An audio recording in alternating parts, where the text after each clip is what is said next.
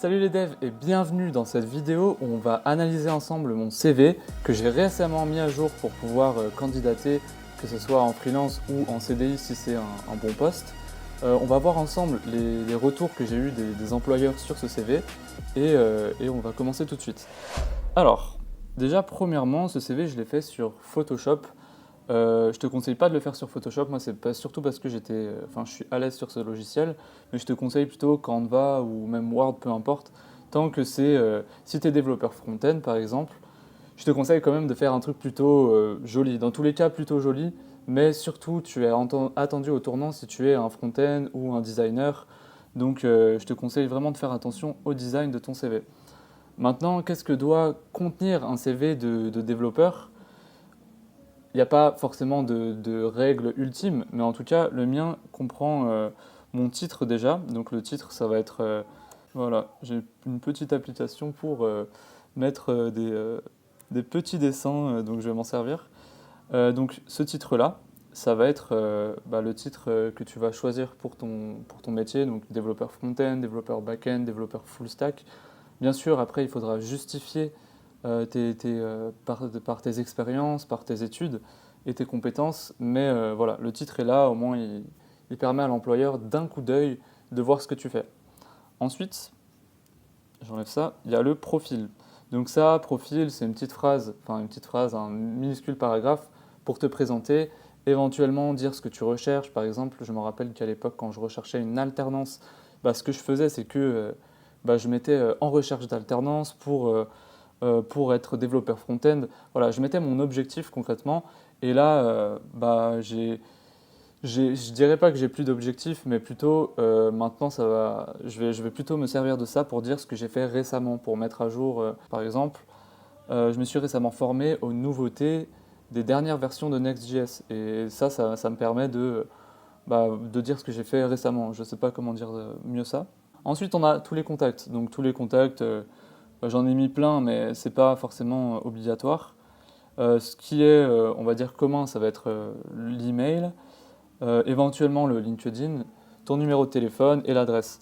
Après, un site internet, on le verra dans une prochaine vidéo, mais un site internet, ça va servir surtout de portfolio pour montrer tes projets, etc.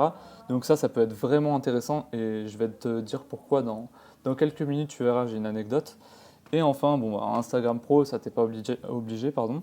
C'est le Camille du montage vidéo. J'ai remarqué que j'ai un truc que j'ai rajouté dans mon CV qui est super intéressant. Donc pour le coup, je vais vous montrer comment j'ai fait. Alors je vais pas vous montrer exactement ce que j'ai mis parce qu'il y a des noms dedans, mais je vais vous montrer ce qui est intéressant. Et en l'occurrence, c'est les références. Donc les références, elles sont intéressantes. Vous dites avec qui vous avez travaillé et vous mettez leur nom, leur fonction et c'est super bien vu quoi. Ensuite, on va analyser ensemble l'expérience. Alors, déjà, on va dire que le minimum pour un CV de développeur et surtout de développeur freelance, c'est d'avoir au moins une expérience de qualité en entreprise. J'en ai parlé dans un des derniers podcasts, le minimum vital pour être développeur en freelance.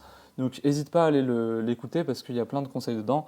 Mais globalement, ça sert à rien de t'attendre, et je vais pas te mentir, à devenir développeur freelance si tu n'as pas une bonne expérience en entreprise qui permettra éventuellement, si tu veux décrocher une mission en ESN ou en CDI, ce qui sera peut-être plus simple. En CDI, on va moins s'attarder sur tes expériences passées, ça dépend, puisqu'on va plus viser l'humain, ce genre de choses. Mais dans tous les cas, ce sera plus facile de trouver un CDI si tu n'as pas beaucoup d'expérience qu'en freelance, parce qu'en freelance, on va attendre de toi que tu sois opérationnel tout de suite. Ici, on a une dernière expérience. Qu'est-ce que je mets dans mes expériences? On va dire les expériences mes meilleures expériences. Qu'est-ce que ça va être? Ça va être les expériences en entreprise, parce qu'en fait, quand tu es freelance, tu as aussi plein de petites missions que je ne vais pas mettre dedans, parce que le but dans ces expériences-là, c'est d'être très concis afin que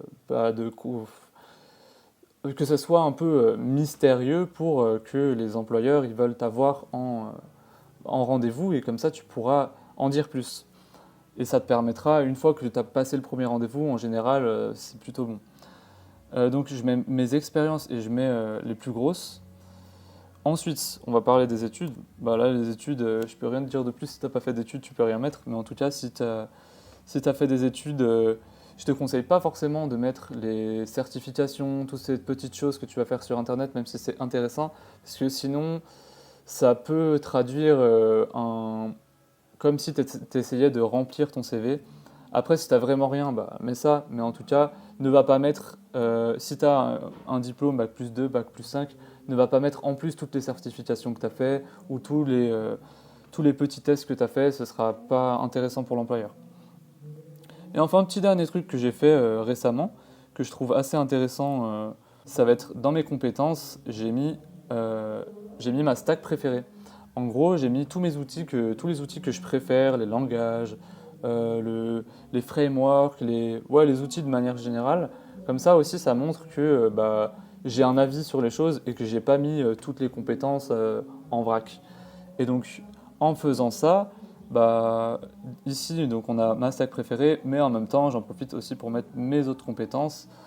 Ça permet d'avoir une base et surtout que ça fait pas débutant parce que j'ai retrouvé un vieux CV que j'avais fait à l'époque et il y avait toutes les technologies existantes limite et ça montre que tu es débutant.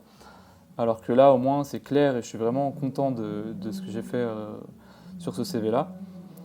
Au niveau des langues, hobbies et intérêts, bon bah ça, que ce soit développeur ou pas développeur, je ne vais pas m'attarder dessus parce que ça reste pareil que pour les autres et il y a plein de conseils sur internet. Si tu veux devenir développeur freelance et commencer à vendre tes services à des entreprises, va voir le lien qui est dans la description. Je vais t'aider à trouver des clients et à lancer ton entreprise, etc. Toutes ces problématiques autour du freelancing en tant que développeur.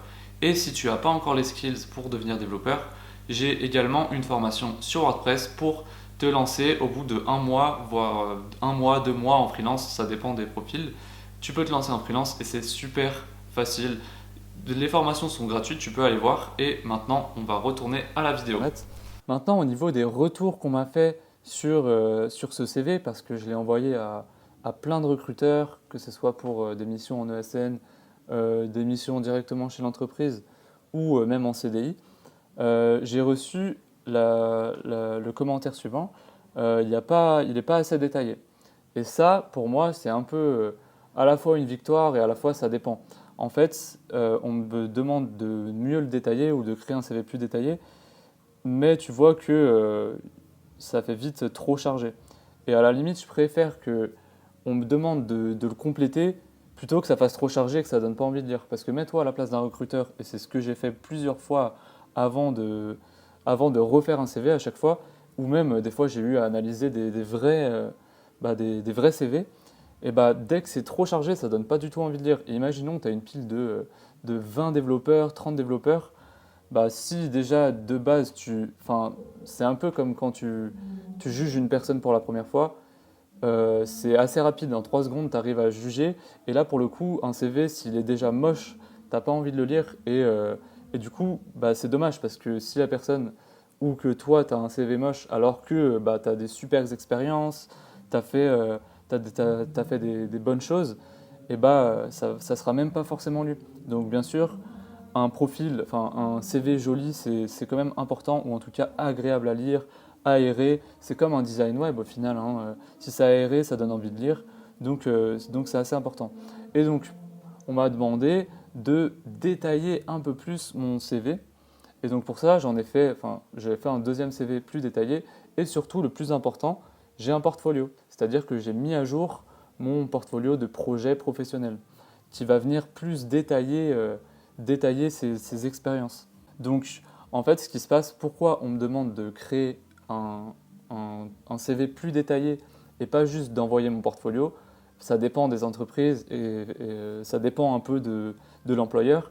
Mais en ESN, ce qu'on va faire, c'est que l'ESN, elle va prendre ton CV, elle va l'anonymiser et elle va ensuite l'envoyer au client. Ça fait que bah, elle peut pas lui envoyer un site web où on sait qui t'es, elle peut pas envoyer ton profil Malte où on sait qui t'es. En fait, il faut pouvoir anonymiser ce CV et c'est donc pour ça que bah, ils ont besoin d'un CV plus détaillé où ils peuvent cacher ton identité. Donc pour ça, qu'est-ce que j'ai fait pour avoir un profil plus détaillé? Je vais te montrer ça tout de suite. Et on se retrouve sur l'extension Pilot. Qu'est-ce que c'est que cette extension? C'est une extension qui va te permettre de partager ton profil de développeur à plusieurs employeurs d'un coup. Mais sinon, pour tous les autres, ça va diffuser ton profil sur chez plusieurs ESN. Donc ça, c'est intéressant. Ton profil, tu le crées une fois et ça le partage à plein d'ESN. Alors, par contre, jusqu'à maintenant, j'ai pas eu de contact via Pilot. Mais en tout cas, ça m'a permis, et je vais te montrer, de générer mon CV à partir de Pilot. Quelque chose de plus détaillé. Tu vois, ici, mes expériences, elles sont vraiment détaillées. Je fais des paragraphes. Donc, c'est pour ça que c'est plus intéressant et que c'est plus détaillé. Ici, on a vraiment tout, que ce soit pour être développeur freelance. Donc, tu as ton TJM, etc. Et donc, ici, tu peux cliquer sur « Générer mon CV ». Je vais te montrer avec l'outil magique, là, il faut que j'apprenne à m'en servir. Générer mon CV ici, une fois que tu l'as bien rempli. Hop, on va cliquer sur générer mon CV, ça te fait un joli CV. En soi, moi, je ne le trouve pas exploitable pour l'envoyer directement à une entreprise en termes de premier CV, mais si elle me demande un deuxième CV en plus détaillé, eh ben, je trouve que ça fait bien l'affaire. En tout cas, quand on m'a demandé un CV plus détaillé, je l'ai envoyé aux entreprises en question et elles étaient plutôt satisfaites. Donc là, voilà ce que ça donne une fois qu'on l'a téléchargé. Donc déjà, facilement, on peut mettre un carré blanc sur le PDF, tu vois, ça va leur servir à anonymiser le profil. Ensuite, tu vois, on a les préférences, donc mon rythme de travail, etc. Ça peut être intéressant. Et on a les technologies que j'utilise avec les années d'expérience, chose que je n'ai pas sur mon autre CV, donc ça vient compléter. Et bien sûr, les expériences ici. Alors là, je constate qu'il n'y a pas les emojis et c'est dommage, parce que ça venait un peu faciliter la lecture. Mes formations en bas, voilà. Donc ça, c'est pour l'extension Pilot si tu veux avoir un CV plus détaillé.